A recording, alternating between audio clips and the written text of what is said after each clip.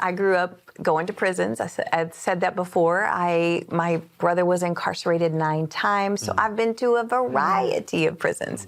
But the last one I was in was where he had been, and I had been called there to speak. Wow. And of course, I didn't want to do it. I was kicking and screaming because I grew up going to prison. I was like, I'm not speaking at a prison ever.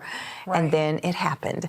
And what happened in that 2 hours of my life was another transitional moment. It was life-changing.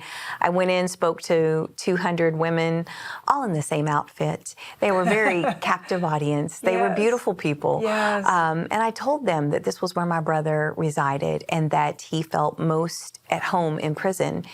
And after it was over, this beautiful girl came up to me and she was like, I just gave my life to Jesus. And I was like, this is good news. Yeah. And she was like, no. She said, I've been in here for 7 years and I get out in 7 days. And she said, but out there, I don't know how to stop being me. Wow. And I knew that sentence was me all the years that I was trying to become this like perfect Christian.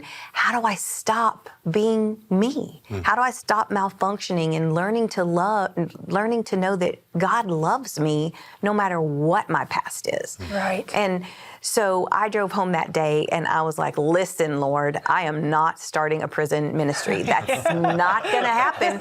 Nope.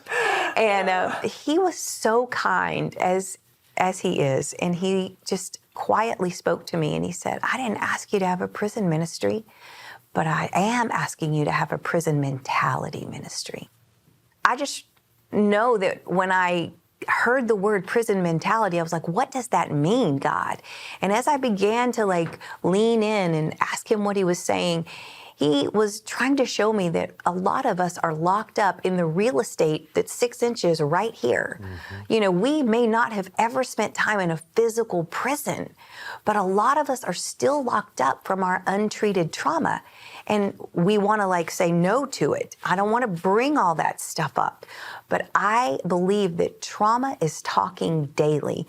And are you going to listen and treat it so that you can move on and turn that now into a truth about who you are and what you're called to do?